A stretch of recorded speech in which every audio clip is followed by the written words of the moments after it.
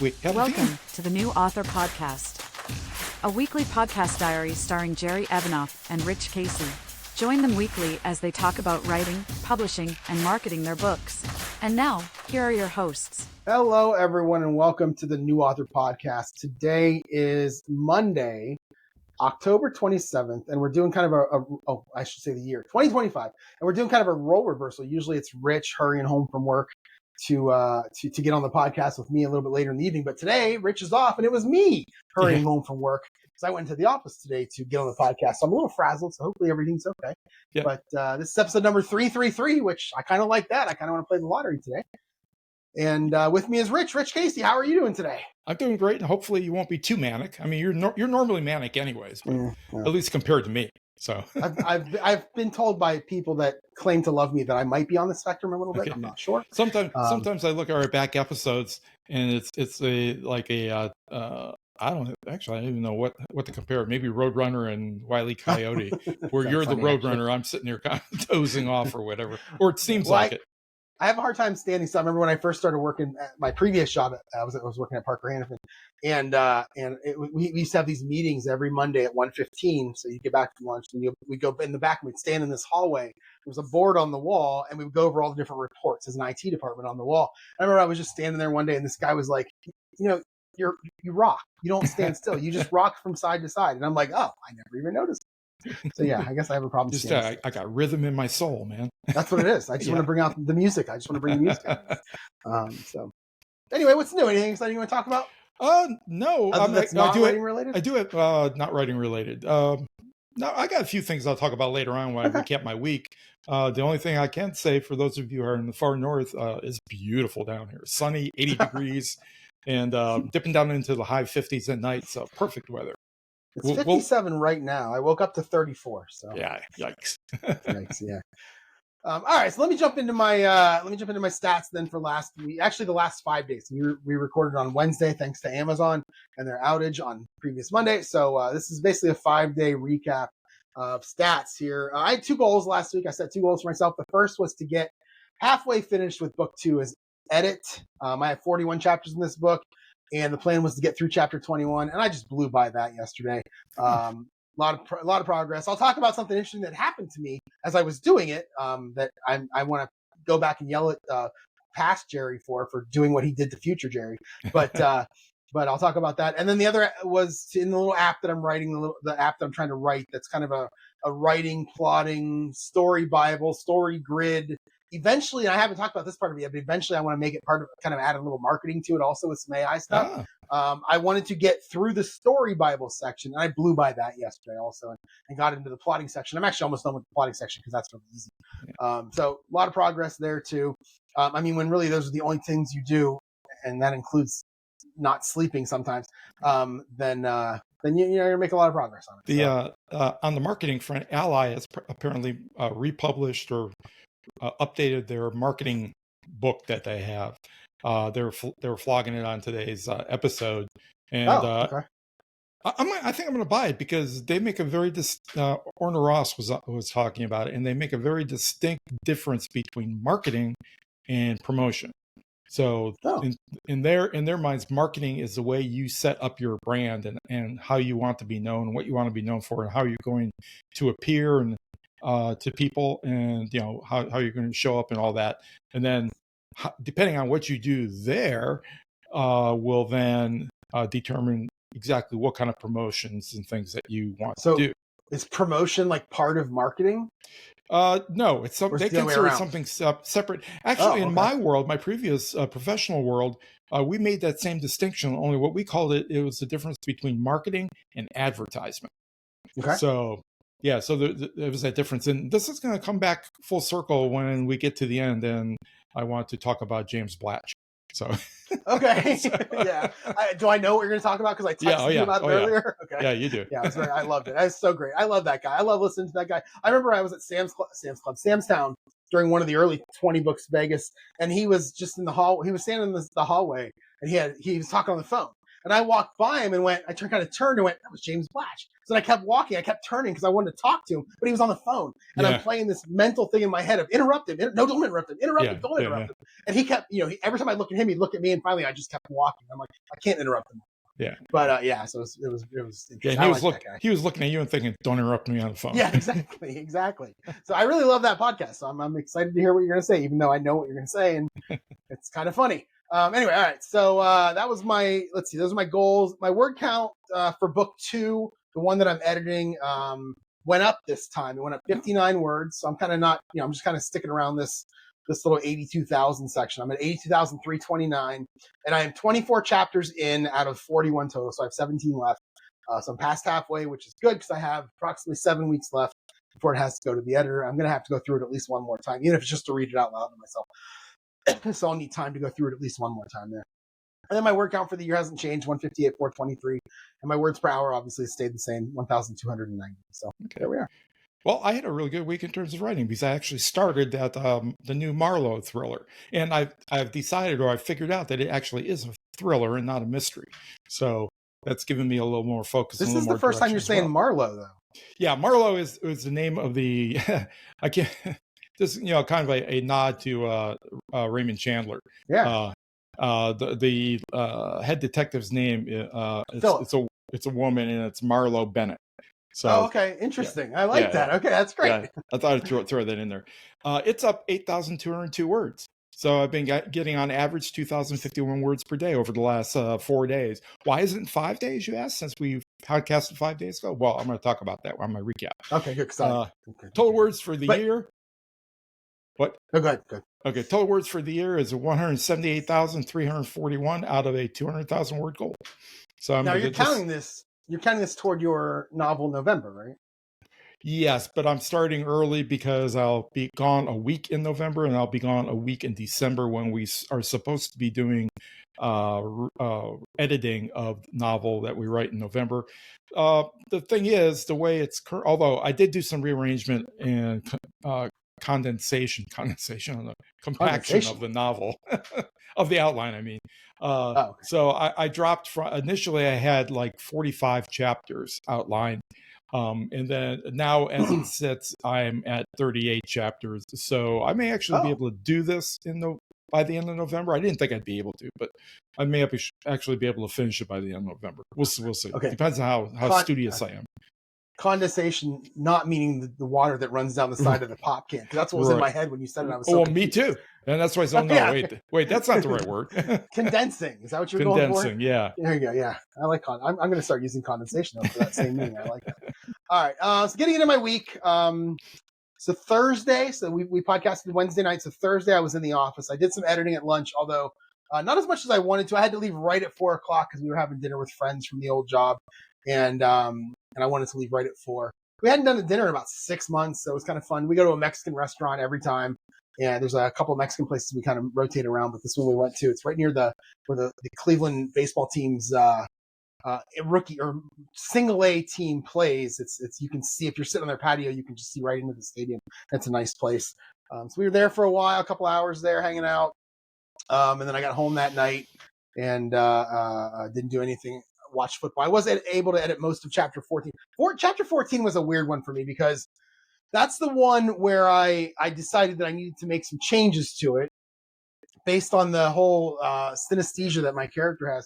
So I had started working on it, I believe, on Wednesday. And I'm not remembering this correctly, I'm sure, but I started working on it on Wednesday, realized, this is kind of tough. So I went into it on Thursday with the idea of rewriting the synesthesia part. But I just started from the beginning of the chapter, worked my way through it, got my way through the synesthesia part, but I ran out of time before I could actually finish the chapter. So that's kind of where I was. Friday, I worked in the morning until about 11, had half a day again. Then I was off to Buffalo Wild Wings. And while I was there, I went back to chapters 11 and 12 and made some changes for something that happens during the synesthesia of chapter 14. Because he was in in this room earlier in the day, chapters 11 and 12. He goes off somewhere 13, comes back to it in 14, and then has to kind of remember it using this synesthesia.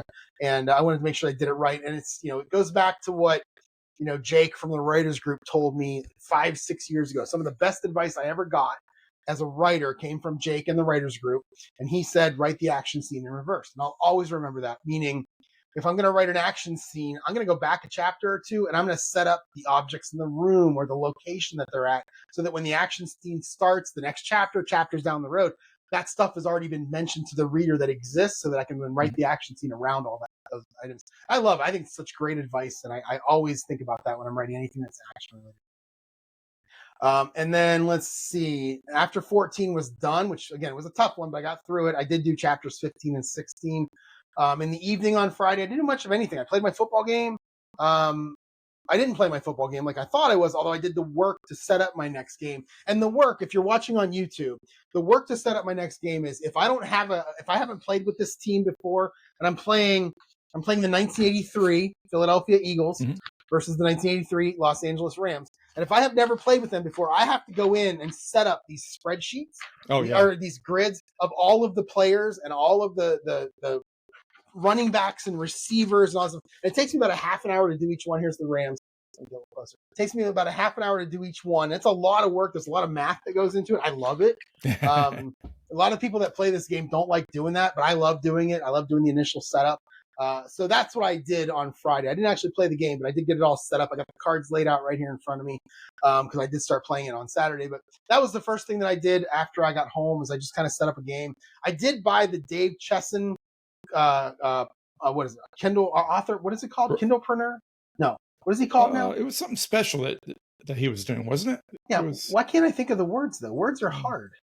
I haven't really looked at it, so I don't know. I'm going to open it up so I get it right. Well, while you're looking for it, I was going to say, it sounds what you're doing there in terms of setting up the game in order to be able to play. It sounds like an interesting little side gig. You could kind of do these setups and then sell them to people. Yeah, I can't sell them. You can't. This community, everybody just gives everything away. Oh, okay. So I couldn't go in and there was a score sheet that I got for my golf game when I started playing it about a year ago, and I saw a message on that we use Delphi message boards. I looked yesterday. I've been a member since June of 1999 of this. Yeah, I was going to say those are really. I don't know if I've ever posted in there, but one of the guys in there was like, "Hey, I was watching a video from Jerry E25 on his YouTube channel about golf, and he's got this great score sheet. I want to know where he got it." And somebody else was like, "Why don't you just ask?" And he didn't. So then I went in there and posted where I got it because again, it's a free score sheet that somebody made, uploaded it to the Facebook group in the file section. So I just put in there where I got it. So yeah, it's this whole community just gives everything away to make it easy because it's a fun. So it's Authorpreneur, which is what I thought. It didn't sound right. It's Authorpreneur. It's Authorpreneur Academy. It's $99. It was a special. I don't know how long it's going to be $99. But I bought that. I haven't looked at it yet. I actually added it to my running list of future things to do at the bottom. But for $99, it's 7 or 8 hours of videos. It's PDFs. It's all the things you like. And I think that because I'm getting close to starting publishing and starting marketing and advertising, again, I'm going to read through these. I'm going to go through James Blatch's again. The self-publishing platform, the landing. I can't remember words today. Launchpad.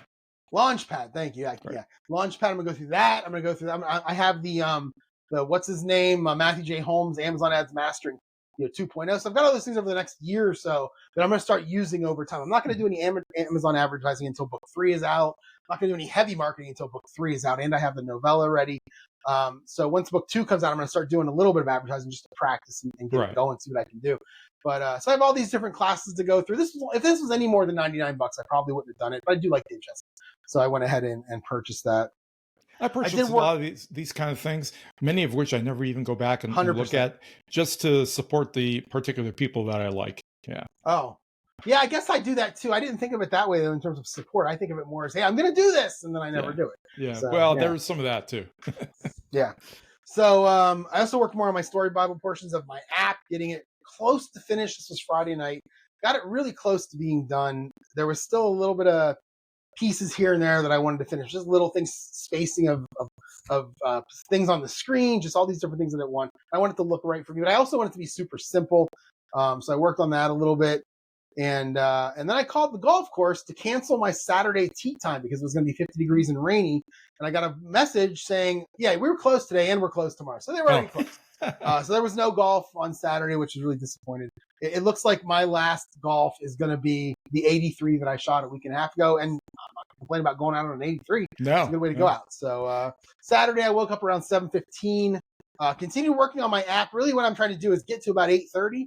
So I showered and then just sat and worked on my app until about 8:30 because that's when I usually take Max over to my mom and dad's. I don't want to go any earlier than that. Mm-hmm. So I worked on the app a little bit. While I was doing it, I did open Scrivener on my home computer to get some character names out of there, and just keep that in mind for a second as I go to Chick-fil-A and get some breakfast, and then try to open Scrivener and realize I left it open at home. I do that all the time. You had talked about how you wanted something that was more remote. That's why you were trying out the one app you were using, the Wavemaker. Wavemaker. Yeah. And I agree with you, except Scrivener is really great when you use Dropbox because everything syncs up always. The one drawback is you can't open it on more than one place at one time. And you can, it's like you want to save a copy, I tried that once and lost a bunch of stuff. So I just said, screw it. I'm not going to sit here and do nothing. Put a pin in the idea of syncing, and we're going to talk about that later too. Okay, good. All right, good. This is good. You and I are kind of all synced up on things. This is great. So I didn't. I ate my breakfast and I talked to ChatGPT about the next part of the app, which is the plotting part. And then I did determine while I was talking to ChatGPT about it, I left out something that I want to put in the Story Bible, which is a section that I call Threads, which is not a social media site, thank God. It's more of a way for you to put in open and closed threads. Again, think of this as not a series level, not a book level, although you can use it for a book. But I'm writing something that's going to be series level. So if you want to say, hey, in book 1, I opened up this thread and it's just sitting there open.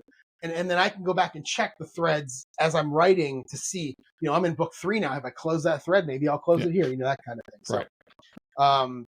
I went to, I think you could really mess with the reader's mind by closing the same thread over and over and over again as you go through books. I should write funny little things into it like that. That would be kind of fun. So I went to a clothing store and didn't buy any clothing, but I bought Halloween candy there. Because it turns out, I Googled this on Friday night, it turns out my Halloween trick-or-treat was last Saturday, 2 days ago. Really? Wow. Halloween's not till Friday. And as far as my little town is concerned, Halloween's over now. So I bought 2 bags of candy, 230 pieces per bag, 460 total pieces. I thought, man, did I buy too much? Yeah, I didn't buy too much. So I got home and spent some time in the back room editing. I wanted to edit, so I spent some time right here editing. I did not want to not edit on that day. So I edited chapters 17, 18, and 19 before I stopped. And then I sat and played my football game a little bit, worked on the plotting tool. Trick or treat was 4 to 6.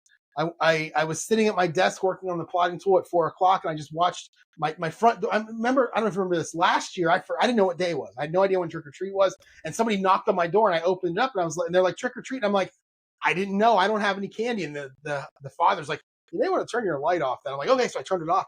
This year, I opened my front door. I got the light on. I'm kind of leaning back in my chair. So if you look in through the door, you can see me. People are just walking by. So finally, at like 4:10, I went outside and just stood on the porch I stood on the porch until I was ready to get the second bag of candy. And I was like, holy, because I was giving out like 4 or 5 at a time because I thought I'd have way too much. And I got to near the bottom of the bowl and I was like, oh, I got to grab that second bag. I've been out here for like 90 minutes. I was outside for like 40 minutes. Felt like an hour and a half. So I opened up the second bag and it was like 4:59. I ran out of candy. So halfway through trick or treat, I was out of candy. So I just came back in, shut the light off, shut the door, and worked on my app some more. When you said earlier that or implied that you didn't buy too much candy, I thought you were foreshadowing for your addicted to that you knew addiction was candy. I wanted to get rid of it. I didn't want to have all that candy. So I was like giving people like a bunch of it. Right. I told there was one group that came back. I'm like, you want more? Because I want to get rid of it. Yeah. And then I went back in and worked on the plotting section. And the plotting section is simple of this app is really simple. Because when I plot, I open up 2 things, ChatGPT and Google Documents. And I talk to ChatGPT and I copy stuff into Google Docs as I go. I built that in no time. And again, I'm using ChatGPT. It's doing all the coding. I'm just making little changes here and there.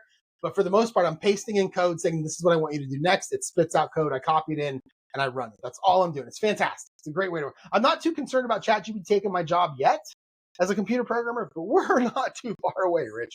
We are not, because it's a lot better than it was a year ago. I haven't asked you, what are you writing it in? What language? React JavaScript is what I'm writing in. And I'm using APIs and all kinds of weird stuff. So, but JavaScript is the main language.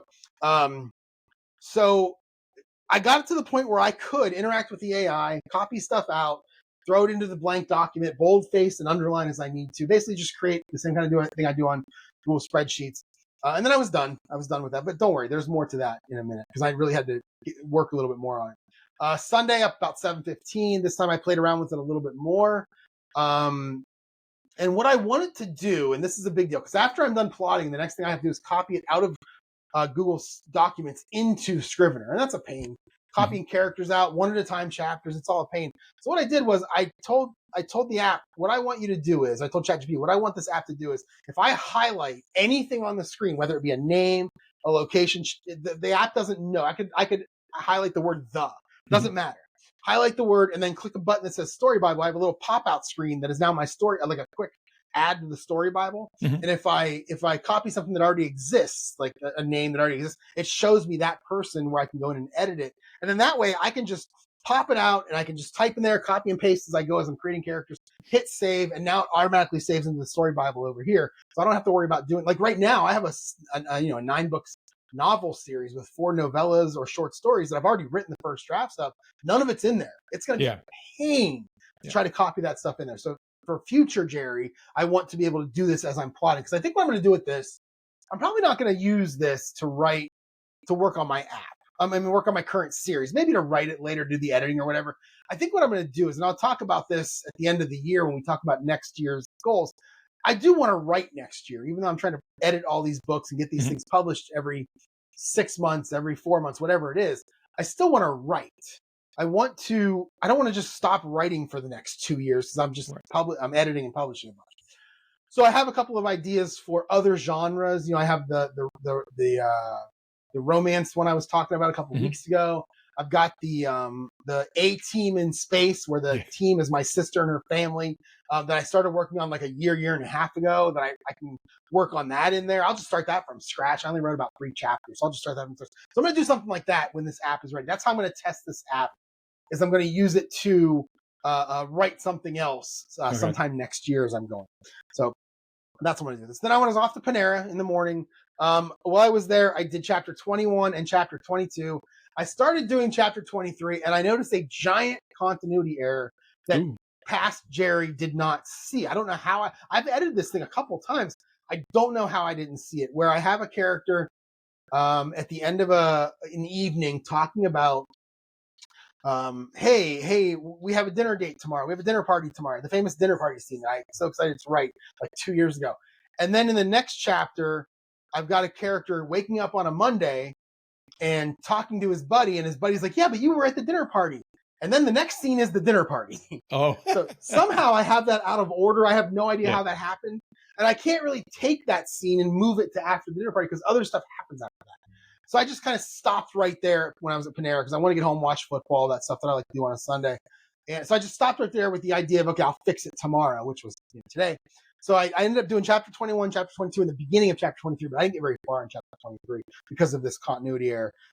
So I stopped like I do at Jersey Mike's, got myself a sandwich, and came home and did my grocery order and watched football. And then around 3 o'clock, these games, I heard today on a fantasy football podcast I listened to, that yesterday's football games had the most number of games that were blowouts in the 1 o'clock game since like 2002 or 1997, something ridiculous. They were terrible games. I was working yesterday, and the guy I was working with made the exact same comment that every single game's a blowout. Yeah, it's just terrible. So around 3 o'clock, I just started doing housework. I switched into homemaker mode. I spent a couple hours cleaning this back room. I put a bookshelf up over there because I kind of organized it, got rid of some stuff that was over here, so it's nice and open over here now. Took out all the garbage in my house, that garbage can, the one in the bathroom, the one in the kitchen. I did 2 loads of laundry. I put my groceries away. Then I cooked chicken. I cooked ground beef, cooked my dinner, all kinds of stuff yesterday as I was watching football. This is while football's on. I've got it on back here and in the front on Red Zone. So wherever I'm at, I can see it or hear it. Because it doesn't matter that they're blowouts. I still have a lot of fantasy football stuff to take care of. Right, sure. So still big. And then around 6:30, I kind of settled down on the couch and just stayed there until around 10 when I went to bed. I was watching some of the Packers-Steelers game where you and I were rooting for opposite teams. And in the end, the team I was rooting for won, which doesn't happen very often. Well, I was I said, I was kind of conflicted because, it's always a treat to see Aaron Rodgers lose. But But unfortunately, the end result is that the Packers are still up on top in the NFC North. So yeah, right. So then this morning, I woke up around 3 a.m. because I do that every night, and I come downstairs and let the Max out and get a little drink, use the restroom, and then I go back to bed. So that's what I did today. And around 4:30, I was like, oh, I'm still awake. I could not fall asleep. I was tossing and turning. I hate that.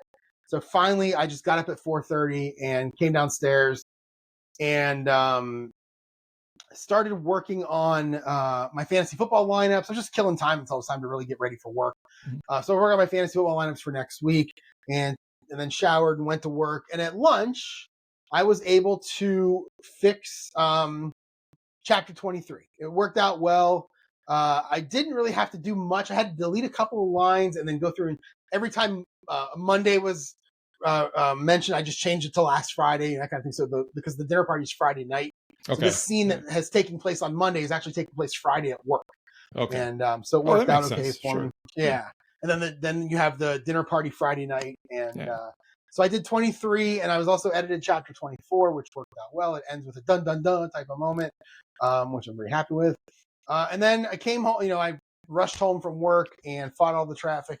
And traffic was terrible. There weren't a lot of cars on the roads today, Rich, but the cars on the roads today were driven by a bunch of jerks who had to get home before everybody else. I think I mentioned to you before we started, I was this far from brake checking this old guy, so I couldn't see his headlights anymore. He was so close to me. And I just, if it wasn't for the fact that I don't want my car to get hit, I'd have been on those brakes over and over again because this guy was really annoying me. But it was probably a 50-50 chance he was actually on his phone at the same time. So I mean, I would say 51-49 he was, because that's what you see nowadays. I'll tell you what, since I bought this car, and it has it doesn't have Android Auto in it. It has Android Automotive.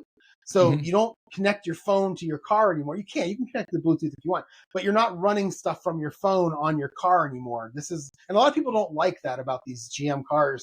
And Teslas don't do it either. There's a lot of cars that don't support the Apple CarPlay and Android Auto. And the one I bought is one of those. But ever since I bought that car, I'm rarely looking at my phone. I mean, it's rare to look at my phone at all when I'm driving because everything's on the screen in front of me. All those apps that are on my phone, they're built into the system anyway.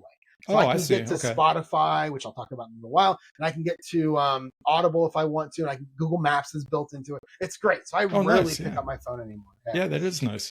So yeah, that was my week. So I was able to get past my story Bible section of my app, and I was able to get past chapter 21 into the second half of this book. So I feel good about it. I remember you had mentioned that that was a pretty big goal for me because we only had 5 days. Because I had forgotten that we only had 5 days when I was making the outline, and I was able to get pretty far past it. So it's good. Right. So you really crushed it.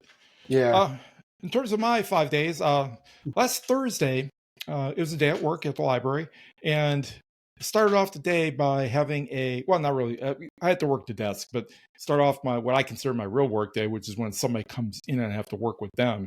I had a tech support thing in the afternoon, and I'll tell you what, I fell into Facebook hell with this woman because she has 2 Facebook accounts, same login, not the same login ID, different login IDs, does not remember the password. The phone numbers are old. So it's, she's got a new computer, a new iPad, but an old phone. And the only thing she can get into her Facebook account through is the old phone. But even that old phone is new enough where the account that she's in's got an even older phone number attached to it. So trying to figure out how to get her in to Facebook on these other devices. And it just, I spent an hour and a half and I just kind of threw it in my hands and said, I have no idea, come back next week and we will, take another stab at it. I got a feeling this is going to be one of those deals where you actually have to call somebody at Facebook and see if you can get them to, number one, good luck. And number two, she's in her 80s and, the likelihood of her being able to do that is almost zero. So they're not going to talk to you. Yeah, well, I'm not going to suggest this. If I do suggest the calling, it's going to be the very last thing she's walking out the door, and as I'm scurrying back to the back or something like that. Yeah, it's like, hey, do you have a grandson? Yeah, exactly. Well, actually, we did mention we laughed about that. Yeah, you got an 8-year-old around that you could tag. Yeah. She goes, well, I've got children and grandchildren, but none of them wants to do it for me. So I go, I can see why. So then after that, I kind of tried to simmer down a little bit, and I decided to sit down and see if I could start writing on this Marlowe novel that I'm going to be working on. I did decide that it was a thriller at that point, so it gave me a little bit better idea how I wanted to start it off. So I started it off, and I started writing, and I don't know, I had 400 words already, but I decided, well, those were words that, I had just started it, I think, on Wednesday or Tuesday before we had podcasts. And I said, well, I'm just going to start right from the very beginning. So I started right from the very beginning, probably got about 1,400 words in, and say, well, it's good. It's almost time to go home. So I'll just go ahead and, close up shop and go. Got home. It wasn't anywhere. It hadn't backed up. It hadn't saved anything. It was just gone. I said, well, maybe it's saved locally on my machine back at work. And I went back at work on Friday, and nope, nothing there at all. This is using that Wavemaker software. Right. This Wavemaker, apparently, now I've got a little footnote here in the podcast notes that, maybe this will all be a lot smoother if I actually read the directions. Sure, but sure. I haven't read any of the directions or any of the online. It's what we do, Rich. We're men. Yeah, exactly. But it seems like even when I try to force a backup, it doesn't always back it up. So I don't know how long I'm going to be using this Wavemaker. If I can't figure out what the problem is, I'm going to stop using it. Right now, what I've been doing is I've been kind of bouncing around between Wavemaker and Microsoft Word at work, because although today I did write in Scrivener, and I've just been copying and pasting. I do really like Wavemaker's typewriter function. I know I mentioned this last time. So I do really, really like to write in the writing screen. But yeah, I got to fix this, or else it's going to drive me nuts. I believe you texted me Wednesday night after the podcast to tell me you discovered a feature of Wavemaker that you weren't sure about. Oh yeah, the number one, you set up as a typewriter. Number two, you get typewriter sounds, which is what I really, really like.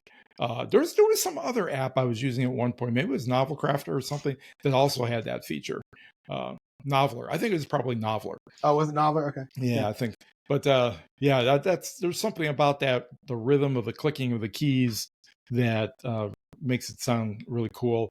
Although I also, if I can't find an app that does that, or if Wavemaker just is a no-go because of the backing up, the fact that it doesn't automatically back up and I can't figure out how to make it, I may just get myself a mechanical keyboard, because that'll do the same thing. I'll get the clackety clack from that.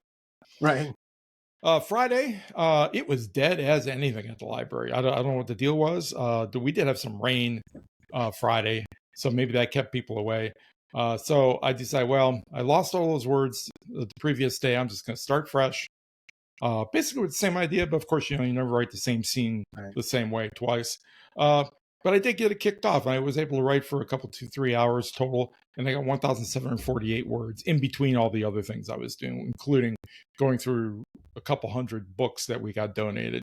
And so I had to go through those. The thing people are just getting rid of stuff, and I understand they don't want to go through it themselves or cleaning out other people's houses. But yeah, I'd really appreciate it if they kind of looked at the stuff and said, wow, that's mildew, and that's that paperback is so yellow, it looks like it's been in the Sahara for a decade. Oh, maybe we'll just throw that in the trash. No, instead I have to do it. You think there's like not a phobia, but a thing that people have against, well, I'm not going to throw away a book. I'll donate it knowing that you're going to throw it away. Yeah, no, I was like that before I started in the library, but no longer, because I came home the other day and I was upset about something. I don't know, but I was just mad. So I went through all my book collection and probably cut it down by about 50%. Just threw a bunch of stuff away.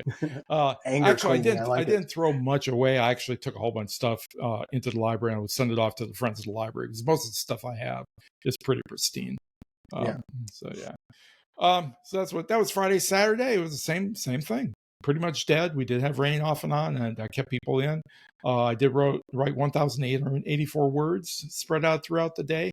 Didn't really do much of anything else. Was working with a person who is a contract worker, which essentially are retired librarians from the system who come in to fill when we're short on staff and stuff. So I spent a lot of time talking to her, talking about what the library used to be like when she was, in her prime and all that. And it was a good time. And I also got a chance to write, so it was perfect. Sunday yesterday. Now Sundays are when I have to work. It's kind of another one of my conflicts that I have, because I hate the fact that I have to work on Sunday. I can't go to church. I got to find somebody else to run the AV because we start at 10, and I can't. Even though our mass starts at 9, it's I can't get back and forth in time. On the upside, we get 4 hours from 10 to 2 when the library is not open. And we're supposed to be doing things that we haven't been able to get done during the week that doesn't directly involve patrons. Well, I pretty much get done everything I need to do during the week. So typically I will have those 4 hours to do whatever I want to do on Sundays. And that was pretty much what it was like yesterday. I probably spent at least an hour shooting the breeze with two of my much younger colleagues, one who's 28 and one who's like 38 or something. And both of them were kind of puzzling over which health plan to use, since we're to the enrollment period, and they were wondering if they should switch, not switch, whatever. And so, being the OG there in the library right now, they kind of looked at me and said, well, and I had to tell them, well, I don't know, because I'm not on the health plan here at the library. I still have mine from my previous job. But we looked over the plans, tried to figure out, and basically it's like most young people, you be on the high deductible plan, and you're usually okay, unless you have some pre-existing health problems. When I first started at Parker in 2010 as my first real job, I was 36 and had never had like a real job that had like real health insurance and 401k and all that stuff. And I didn't know what to do. So I went to a guy who I worked with, who was also at the time single and super, super cheap. And I just said, what do you do? And he showed me. I'm like, that works for me. Yeah, exactly. That's how I signed up for my very first health insurance. Yeah. And given what both of these people, well, the one's a lib tech too, so she's a grade above me. The other one is an actual librarian. But, librarians get paid shit. And I'm only doing it because I like doing it. But these people are trying to do it and actually pay bills and things. So, oof. Yeah, I think I came down on, just do the high deductible. As long as you don't have, any major problems that you're going to have to deal with, and you'll be better off, because every dollar is precious to them. Right. So anyways, I did write more during that 4 hours, but I also did a lot of goofing around, just, shuffling papers on my desk and things. So I wrote 1,438 words on that day. Monday. So are you checking these to make sure that they're saving? Or are you copying them out of there somewhere else? Or are you writing? I'm copying them out of Wavemaker, and I'm dumping them into Scrivener or Microsoft Word. Okay. If I'm at the office, or at the library, I do it into Microsoft Word, and I email it to myself, and then when I'm home, I dump it into Scrivener. Okay. Because I don't have it on and I've stopped taking my laptop in. But because it's not working as well as it could, given that it's old, and I can't update the operating system and all that. I think we talked about that last time, didn't we? Yeah, you have a Mac, right? Yeah, I got a Mac, so I got to figure out how to jailbreak the operating system so I can update it. But I haven't gotten into that yet. Today was a really big day for me. I woke up early for some reason and wrote for 3 hours. And got 3,124 words. Nice. So I've now had 4 writing days on this novel, and I'm 4.5 chapters into it, of what's standing right now to be probably about 38, 40 chapter novel. So I'm really, really pleased with that, given that I would like to have it done by the end of November. Is it pure ugly first draft? Is that where you're at with it? Yeah, for the most part. But it's not as ugly as it could be. Today was pretty ugly. That my guess is that 3,000 words will drop down to closer to 2,000 by the time I'm done and reshuffling it. The previous 3 days, where I was writing between 1,500 and 2,000 words, those were pretty clean words. So I was pretty more happy with those than the ones today. But it's kind of to be expected. I usually go into starting a novel, although this one was outlined this time, at least roughly.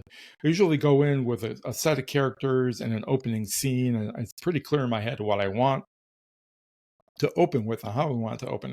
And now where I'm getting to the point where I'm past the initial inciting incident, and I have to get to the inciting, what they would call the pinch point 1, where it's going to kick me off into Act 2. That's when it starts getting a little bit sloppy, because I'm not sure quite what I want to do. I have to rely on the characters suggesting something to me. Right. And then we'll see what happens after I write some more. After that, I went off to Academy Sport and got myself some new running shoes, because the ones I've been wearing every single day to work for the last almost 18 months are just falling apart, as you might imagine. So I got a brand new pair. Had a great sale, so I'm glad I went because I got a nice pair of Asics for $60, which is an unheard of price. So that was nice. And then I went to a new place I hadn't been before, a place called Moe's Art Store. And Moe, although you wouldn't think of it necessarily, is a woman. And it's a small store. It's probably about the size of my inside of my house, maybe even smaller. So maybe 1,000 to 1,500 square feet. But it is jam packed with art stuff. And since I'm gonna pick up acrylic painting again, I went through all the old supplies that I had in the house, and I realized I was since I'm going to be taking a course that's in a book by a guy named Yarnell. He's got a particular palette of colors that he uses in the course. So I wanted to make sure I had those colors. And 4 of them I didn't have already. So I had to go get those. I had to get a palette that it has a lid on, it's closable, because acrylic paints, they dry out really fast and you can't just leave them open, or else you'll have little hard pieces of plastic when you go back to work with them.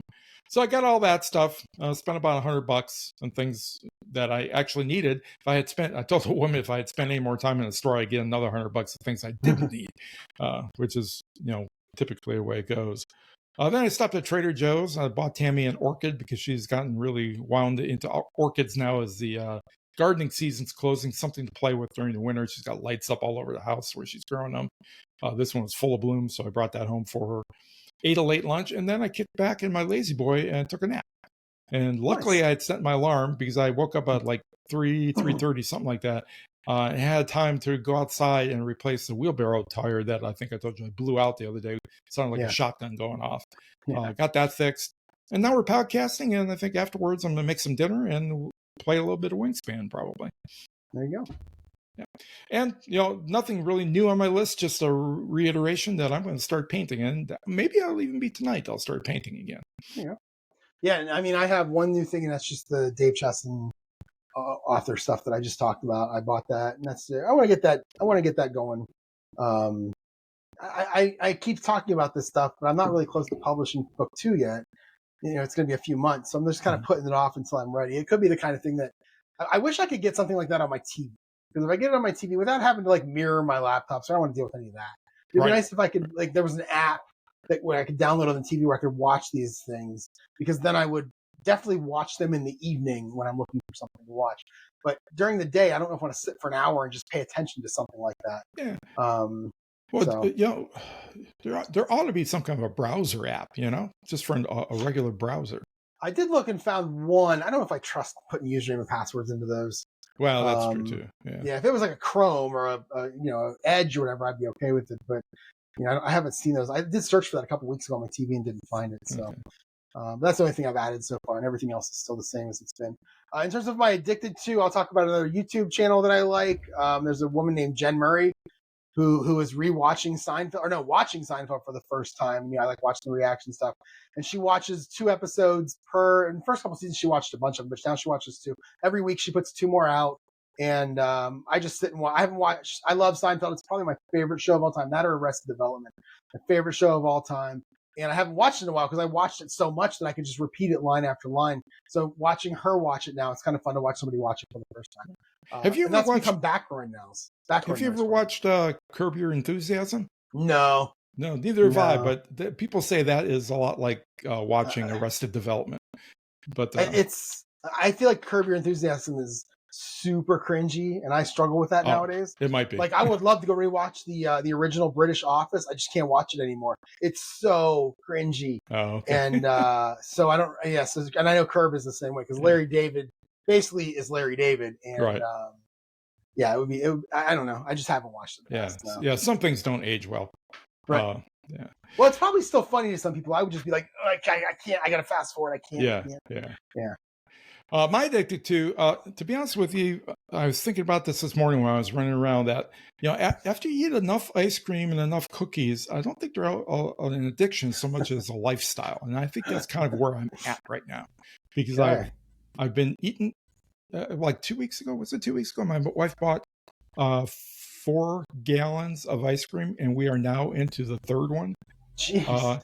And I've been buying the family size package of Chips Ahoy chocolate chip cookies at work, and I probably have gone through 3 of those in the last 2 weeks, something like that. Nice. Now, the only upside or the only plus of all of this is that my weight has basically stayed the same. I've just been fluctuating between 215 and 218. So I'm not losing any more at the moment, but I can hardly expect to, given the way I've been eating. Right. Nice. All right. In terms of my schedule for next week, or schedule for starting this. So today, after we're done, I'm going to post the podcast, and I'm either going to stand back here and play my football game for an hour, but probably not because I'm sleepy tired. So I'm probably going to sit at my computer for a little while and then go to the couch until I fall asleep. I'm working from home tomorrow, so I get sleeping a little bit more. So I'll work from home tomorrow, and we'll see what happens at lunch. I always like to have that writing off day, but we'll see if I keep the editing going at lunch or not. I'm not sure. Wednesday, working from home again. I'll edit at lunch. Thursday, I'm in the office. I'm not sure about any editing at lunch because one of our IT guys is getting married this weekend. So we're going to have like a pizza lunch for him. We chipped in and got him a gift and everything. So I think we're probably going to do that. So I don't know if I'm going to like grab pizza and go to my desk and eat it by myself and work or write or edit, or if we're all going to sit in the back or sit in the conference room, which we tend to do sometimes when we do that kind of thing. So I'm not sure what's going to happen Thursday. Friday, I'm working from home. It'll be a half a day. I'll do some editing after I log off at 11 a.m., which means I'll go to Buffalo Wild Wings and get some wings and some fries and sit for a couple of hours. And then I'll probably come home, play my game, something like that. I don't know, figure something out. Saturday, again, I don't have a tea time yet. I'm still trying to decide whether I want to make a tea time. I think when I looked today, it was going to be like 34 degrees at 7 a.m., which is around when the tea time, it would probably be around 7 because we're turning. Oh, no, probably closer to 8 because we're turning the clocks back that night, Saturday night. So it's still going to be dark until about 8 o'clock. Right. So I don't know. I have no idea. We'll see as the week goes on. We'll see. But I'm definitely going to do some editing. I think everybody's going to have an adjustment period when the clocks change. I know I am. Yeah. Well, I'll be walking to the office from my parking spot. It'll be daylight for a couple days, and then I lose daylight. And now I'll be driving home in the dark. So you go to work in the dark, you drive home in the dark. It's just I hated that when I worked for LSU.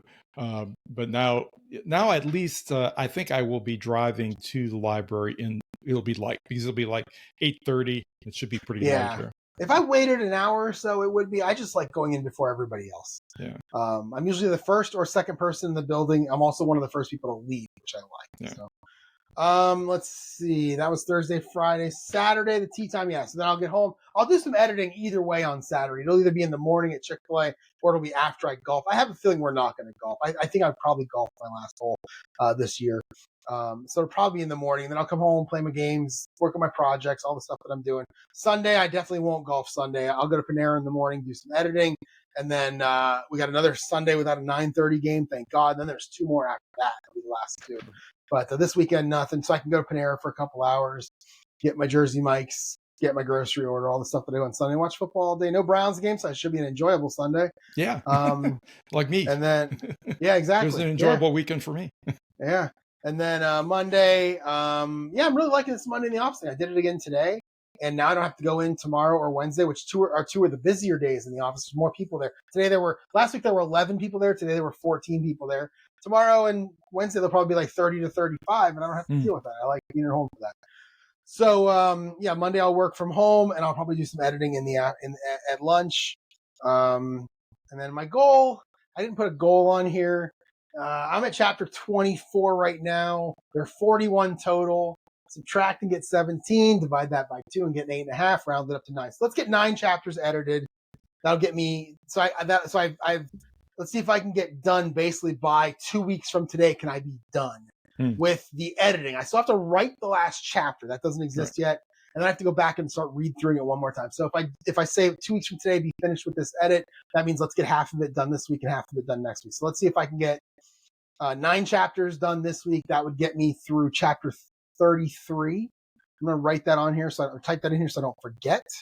So we'll say get through chapter 33. I'm not going to do anything with my app right now in terms of a goal. I'm just working on that as I want to. So We'll get through chapter 33 of the editing, and then the following week the goal will be to get done with the edits and get to the point where I can start the rewrite of the final chapter and do a read through and start working on getting it. So yeah. Sounds good. I've got a short work week coming up. I work tomorrow, Wednesday, and Thursday, but then I have Friday, Saturday, and Sunday off. So you never know what's going to happen when I have the weekend off like that. Tammy's been making noises about maybe going away this coming weekend. If that happens, who knows what'll go on with my writing, if anything. I also have a Google, what do they call it now? It used to be Google G Suite, but now I think they call it the Workplace or something like that. I have Anyways, no idea. yeah, they called it something. Anyways, got a class for that. I don't know if anybody signed up for it or not, but they may have. I'll probably have that woman coming in again with their Facebook issues. And then Thursday evening, I've got the Master of Bingo for Halloween. So be doing that. So I'm just gonna have to jam in here and there wherever I possibly can, doing some writing. Looking back at the last 4 days when I did get to write every day, except for the big day today, because I had a nice block in the morning where I didn't get bothered at all. I was only averaging about 1,600 words a day. So I know I talked about last time we recorded about maybe doing a 2,000 word a day average. I don't think I'm going to be able to hit that. I'll have a goal over the next week to see if I can maintain at least a 1,600 word average. If I can do that, then at least I'm kind of up to snuff with the Novel November idea of writing 1,667 words per day, so get 50,000 for a month. So yeah, that's kind of what my week is going to be like. If we don't go away this coming weekend, then I will. And there's not really a whole lot to do with gardening right now. I probably will be able to get some serious writing time and also do some painting, which will be really fun. And then stuff to share. I want to talk about James Blatch. Because you texted me, I guess that was today, about James Blatch. The last couple of podcasts, he's really been slagging off on Richard Osman. And Richard Osman and his bank account does not need anybody to defend him. I mean, his last novel that he released in the Thursday Murder Club series, not the one that just came out, but the previous one, sold 700,000 copies in the first month in the UK alone. So not even counting what happened in the US. So the guy's really making bank on his writing. And I can see why. I've read all of his books that are out. I've got the new one, The Impossible Fortune, sitting next to my Lazy Boy. I'm going to read that. My wife has already read it. She said it's fantastic. He is an outstanding writer. He's got great plots, nice twists. His characterizations are fantastic. Now, James Blatch has been slagging on him because he made an offhand comment in a podcast about how essentially if you don't want to do social media as an author, don't do it. It's better, in his mind, it's better to get out and meet people, because the business is still, even with self-publishing, although he didn't mention this, even with self-publishing, it's still, and I think a business and all businesses are like this, of it's who you know and who you meet. And you never know when you're going to come across somebody that's going to be able to give you a big boost to your career. Now, he made the comment, Richard Osman did, in a podcast about not doing social media and not worrying about that you don't have to do it, in a podcast that was devoted to the idea that social media is dying and will soon be dead because of AI. Because there's so much AI slop right now in social media that you can't find your friends, that you can't build communities, because you can't wall them off, and you can't keep people from and the bots from coming in there and being bad actors. And both him and Marina Hyde are really embedded in the entertainment industry. He has been a very prominent figure in the quiz game shows in the UK for a couple of decades. He's been a director and a producer. Marina Hyde, who writes a column for The Guardian, is a script writer and a talented fixer, I guess, or showrunner in the UK. Both of them know the entertainment industry, how it works, how people get successful and don't get successful. I lean towards listening to them more than I do James Blatch. And essentially, if you boil down what they were talking about, they're essentially saying that whatever's happened before, the author business and book business is slowly moving back towards a time like pre-internet, where it was a high-touch business. You go out, you meet people, you spread the books and their popularity or whatever, and their visibility, I guess. The visibility spreads by word of mouth, and that you can, that's something you can lean into. It's really the message that Johnny B. Truant is giving right now with his artisan author thing that he talks about a lot. So yeah, I think James Blatch, there's a couple of things I think about him. I mean, I like listening to their show, him and Kara Clare. But one, if James Blatch hadn't accidentally or on purpose gotten associated with the self-publishing show, he would not have the popularity of his books that he does right now. So, yeah, he's on TikTok. Yeah, he does this other stuff in terms of promotion.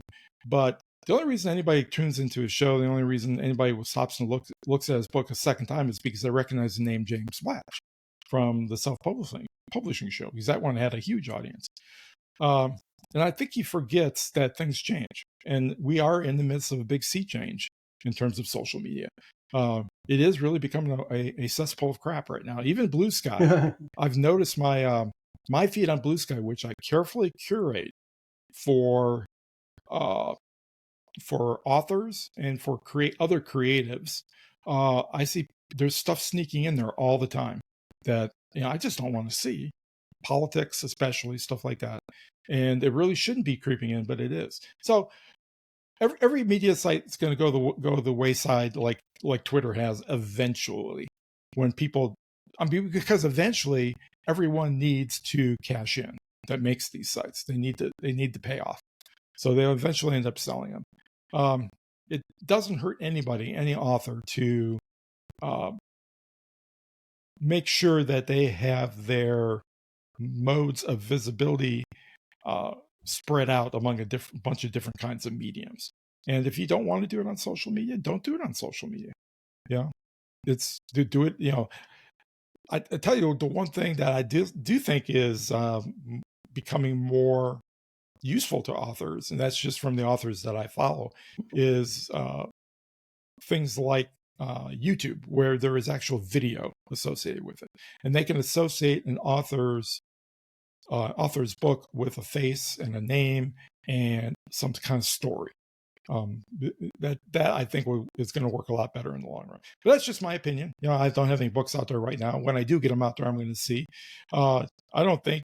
And again, Richard Osman and both Marina Hyde, they're in trad. They're not hybrid. They're not anything to do with self-publishing. So, trad has different rules, and they still have different rules. But yeah, that's I just have to go off on James Blatch, because I think he's a little bit overboard. And like I told you in the text, I think there's some history between those two, just by the way James Blatch was so vociferous. They're both in the entertainment industry in UK. James Blatch was on BBC4. I don't know what stations Richard Osman shows run on. I know some of them are BBC, some are on ITV. But yeah, I think those two have had a run-in before. So I'm going to disagree. Okay. I'm going to give my opinion of this. That's and fine. Keep in mind that I have never listened to Richard Osman. Okay.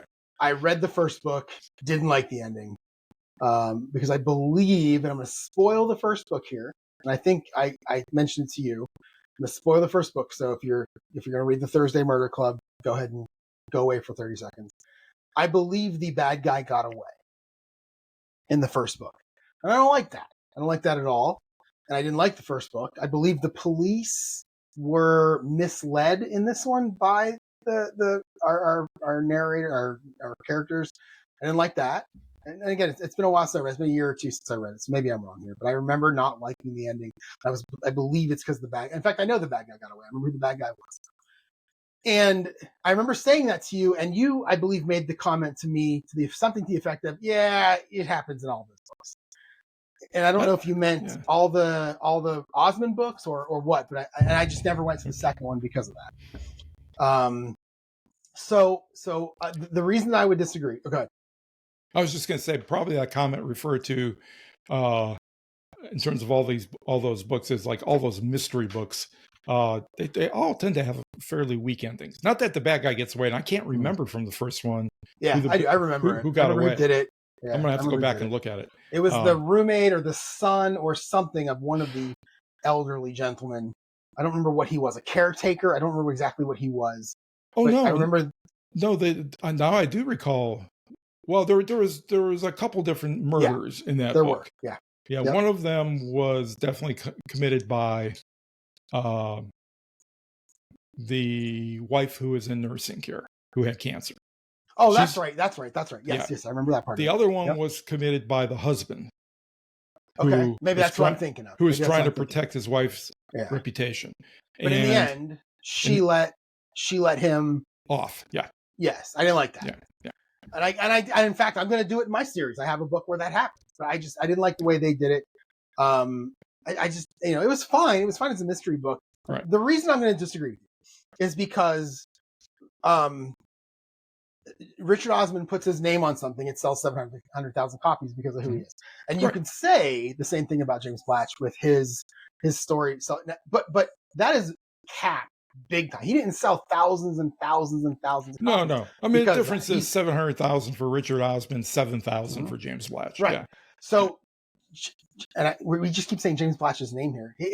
So I'm just going to call him Jim. So Jim, so James Blatch, he got to a point where he does have to work hard at it. And because he's doing it from a self-publishing point of view, I don't believe that the only thing, and I have to go back and listen, I don't believe that was the only thing he was talking about with Richard Osman. I believe it was more about how Richard Osman, his view of indie publishing is nothing. Like, it's just, he doesn't believe that it's a good thing.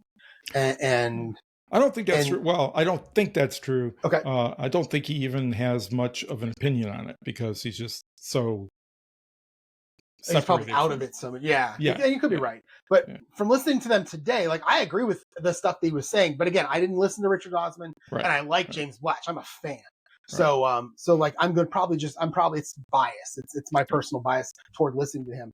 I enjoy listening to them, and I believe that they are closer to what I want to do than anybody else, than all these I don't like when the celebrity gets the endorsement and all of a sudden sells thousands and thousands of books for something that they may not even have written. Richard Osman probably wrote his, but some of the other ones, it bothers me that they're the ones who, and they're only getting it because the company is going to make money. That they're going to make money off of the book. So and I can't fault them for that.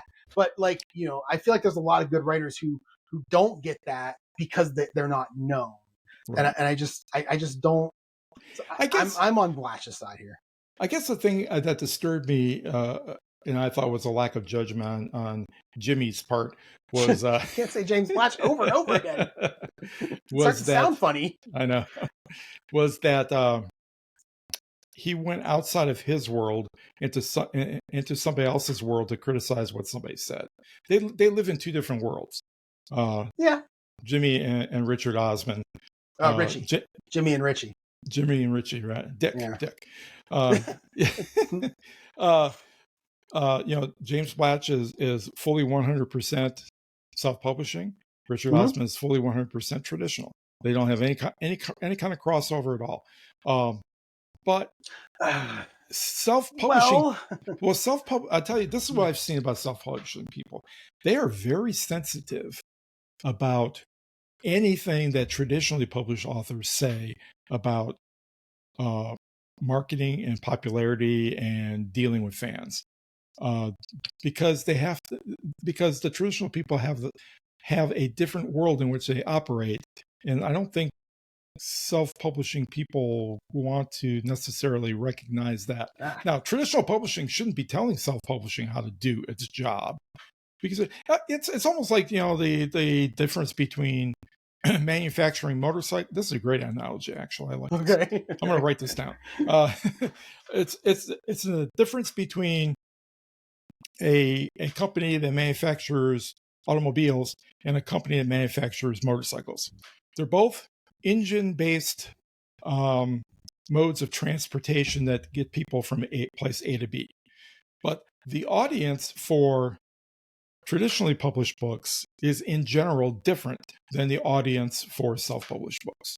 You wouldn't try to sell necessarily a motorcycle to somebody who's buying a BMW. You wouldn't try to sell a BMW to somebody who's trying to buy a motorcycle.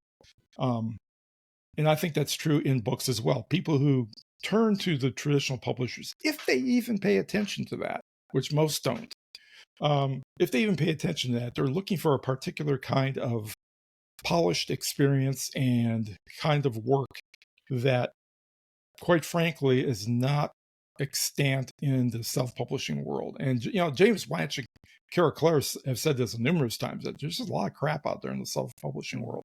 And, it's hard to find the quality, which is why people often don't go to sites, or a certain kind of person doesn't go to sites like Amazon to buy their books. They go to booksellers because they want to see what the book is. They want to read it. They want to hold it. They want to look at the pictures, etc. There's probably a lot of crap in the trad published world too, though. I would it's say a lot less. So I bet the percentage is the same. No, I wouldn't. I wouldn't say that at all. Because just my perspective, because I read widely. To be honest with you, I almost never read self-publishing. See, I never. Do you check? They were talking about that today. Do you check? I don't check. I don't care. Do I do what? Oh, check. Oh, yes, I do check. Oh, yeah. See, I never check. I don't care. I always check, just because I know there's something to check for. So yeah. I do. But I have been so repeatedly disappointed with the way self-publishing books have turned out, and the way that the story has ended and stuff, that I just don't go for them. I go for authors I know that are being trad published, because they've, at least I know, people call them gatekeepers, but I know there's a team, or has been a team of professionals that have at least looked at this thing, and for the most part have tried to fix the mistakes that are probably in there. Now, having said that, the people that I do read that can claim some association with self-published are those who started off self-publishing and then went into trad published. So the self-published people that trad people have picked up. Jenna DeLeon, for one, was a Louisiana writer. The first X number of her books were actually quite good. I mean, I enjoyed them.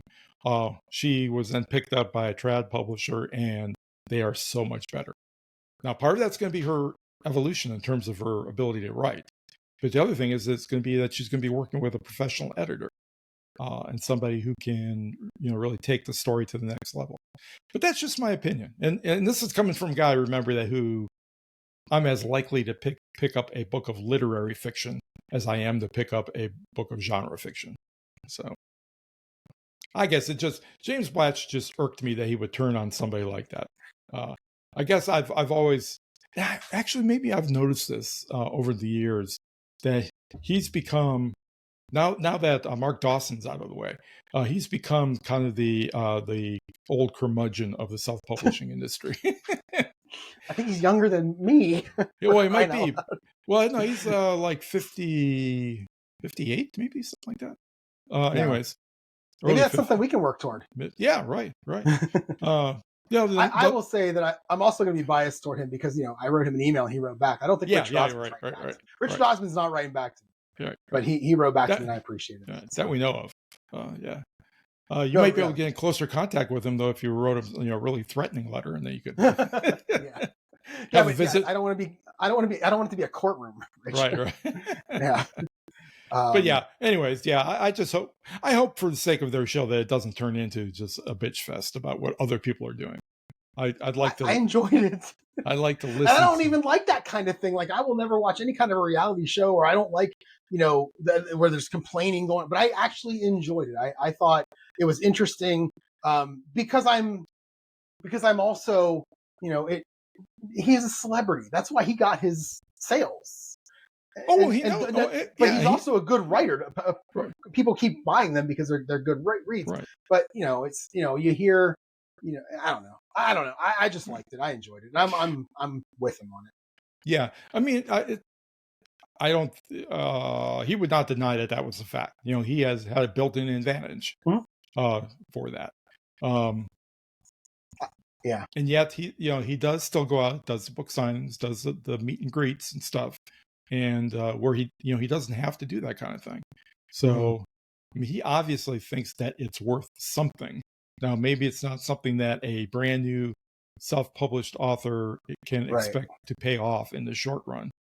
And that's it. I remember that's the other thing about James Blatch, especially. He always talks more short run. I think it seems like he thinks more short run. He's trying to pay his bills with this, and many authors aren't. They probably maybe they wish they could, but many authors aren't. Yeah, and never have traditionally. So. I think part of it was that he knows that Richard Osman can go out because of hasn't he been on TV forever? Wasn't he a presenter, whatever that is? Oh yeah, what's the equivalent of a presenter in the U.S.? Is that like a news person, or is that he was like the guy who did Jeopardy, whatever the guy's Alex Trebek. Right. So he's basically the UK's version of Alex Trebek. Yeah, so he can go out to a book signing. Sure. He can meet with people, whereas you and I can't do that because nobody's coming. Nobody has a clue who we are, so nobody's coming. Right. And I think that was probably where that kind of started. I guess maybe it just hit me the wrong way, the tone of his voice and stuff. Mm-hmm. It was just I have I have a low tolerance for people who aren't being nice, and there's no reason for them not to be nice. So, I didn't even, what's funny is I didn't see it as not being nice either. Yeah. I don't know why. Anyway, all right, so we're good. Okay. Yeah.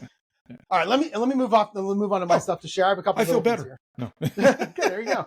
A couple things for me are kind of smaller things here. I was listening to a podcast today. Well, let me talk about Spotify first. I never used Spotify before as a podcasting app. I've been using this thing called Beyond Pod for like 20 years. I paid like $25 for the real version of it like 20 years ago. Every time I got a new phone, it would transfer the license. I love that app. It did everything that I wanted it to do. But sadly, it had bugs, and I didn't care. I looked past the bugs. Well, Google Play Store and whatever the other one is, they don't like that anymore, so they took it out of the Play Store. And now I can't get my license on my new phone, which I just got a couple weeks ago. So I'm like, I need a new podcasting app, something that'll recognize my Patreon feeds, because I listen to like 372 pages. I listen to their Patreon feed. I need to be able to get that link onto here, which hasn't worked yet. But Spotify. So I went to Spotify. I can get that in my car, so I can, and it syncs up between the two, and that's now an app in my car instead of having to play it through my phone. And it suggests a whole bunch of I never did this before. I can literally go in and it's like podcasts like the ones you listen to. The Beyond Pod didn't really do that. And this is like suggesting all these new podcasts to me. And it's suggesting mostly writing and true crime. And so there's some new true crime ones I've been listening to that are kind of fun. But I was listening to a podcast. I started listening to it yesterday morning. It's called Book Marketing Tips and Author Success Podcast. And the episode title is the most recent episode, Make Your Book Unforgettable, Creative Ways to... I wrote no reviewers, but I'm not sure if no is the right word there. I don't know why I wrote that in there. Creative ways to something reviewers, and I'm not sure what it is. But anyway, it's the most recent episode that was uploaded. And in there they were talking about swag bags for influencers. Like, hey, I'm going to give my book to this person that's going to review it on YouTube, but I'm going to make it fancy. I'm going to put other stuff in there along with it to try to make it stand out and look better and all that stuff. And that stuff, I'm not doing that stuff. But I did enjoy the part where they were talking about the kind of things you can use. Like bookmarks. I kind of want to create a book, and they talk about QR codes like crazy. So I want to kind of create a bookmark with QR codes. Then if somebody buys a book, a paperback off of Etsy for me, that I'm going to autograph, maybe just include a free bookmark in there, or include a bookmark in there for free that has like a QR code to the website, something like that. I like that. Notebooks I find interesting because my character and the police officers carry around notebooks with them. So I thought I kind of need to have like a notebook that has my characters, my series, things like that. Something branded on the front with a QR code to the website. But the one that really interests me is the one that's not going to do anything for me, but it's the most fun, which is to create golf balls with a QR code on it. So it'd kind of be interesting to put something to the effect of just a QR code. That's all you do. And then I would go to some of the golf courses I play and just throw it in the water. And then maybe give some to my buddy who's going down to Myrtle Beach later this year. Have him just drop some in some ponds. And then see at some point if I get any hits on a landing page that the QR code goes to. That I don't know. I just find it interesting. I don't know why. Or maybe even put on the page, hey, you just found one of my golf balls. You want a free book. Email me your address and I'll send you one. Because I just think it would be kind of fun to have golf balls with a QR code. Literally a mysterious. Don't put anything else on there. Don't put JerryAvanoff.com. None of that. Just literally QR code. Just see what happens. Drop it in the water and then see what happens. That would be a fun experiment. I'm wondering how well a QR reader would pick up a QR code on a golf ball with all those dimples. I Googled it today. And apparently it's something you can do. There's websites that will make custom ones for you, and they have QR codes as possibilities. So I may look into this. Yeah, that would be fun. I can see that. And then the third thing on my list after the Spotify and the QR codes is there's a new writing group that I'm kicking around going to. They meet on Saturdays once a month. I believe it's once a month, but it's from 9 a.m. to 1 p.m. And on their website, it specifically says, if you want to be part of a critique group, I talked about this last week. It's like a duo. You meet with one other person from 11 to 12, and you can go back and forth reading and critiquing, that kind of thing, which makes me wonder, like, what do they do between 9 and 11 and 12 and 1? On their website, it does say bringing finger snacks, covered drinks is encouraged. Writing prompts and tips will be provided. Depending on the group's mood, music and games may also be provided, which makes me worry that it's kind of like a socializing group, which is not what I'm looking for. So I may email them for details. The next meeting is November 15th. So I may email them for details and just see what they have to say. And then if it's something that I'm interested in going to, I may just go there instead on a Saturday morning instead of to write. We'll see. It's about a half an hour from here. I'll take a wild guess, and I'll say that between 9 and 11, once everybody gets in and settled and all that, they do some writing prompt work. So basically writing practice. This is the thing Anne Lamont is in whose book I'm reading like a chapter a night on it. She's really big on this, that in order to build your chops as a writer, that you really need to be responding to prompts that are kind of outside your wheelhouse and struggling with putting down ideas for something brand new that you might not have thought of before. So my guess is it's something like that between 9 and 11, and then from 12 to 1, that's a social hour. That would be kind of the way those I don't groups like work. any of that. I don't like it. If that's the case, I don't like. It's a waste of my time. Where's it at? In your hometown, or it's about a half an hour. It's in Youngstown. It's about half. It's at a bookstore in Youngstown. And it's at a bookstore, which I find interesting. Yeah. But I don't know. I'm the group that I'm in now, which I've said that I'm probably going to leave, but haven't actually left yet.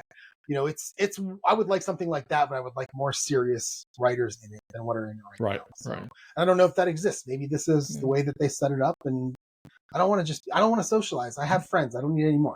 But you don't have enough writer friends, probably. Well, that's true. That's true. Yeah. So, all right. It'd be worth one time. It would be worth a time to go see, I think, just to see what it was like. Yeah.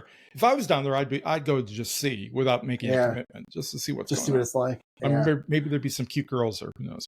I guess. There's that. All right. So that's going to be the end of the podcast for this week. Do you have anything else? No, I think we've blathered on enough. I certainly have. Okay. All right. So if you want to get in touch with me, email me, jerry@jerryevanoff.com. The website is jerryevanoff.com. And at some point, I'm going to dust off the Facebook page. Yeah, if you want to talk to me, you can find me at richkacy.com. I'm also on Blue Sky at Kacy himself. And who knows how long I'll be there. Maybe you'll just have to find me in a dusty garage someplace and talk to me. All right, everyone. That's going to be it for this week. Have a good week, and we'll talk to you 1 week from today. Yeah, take care.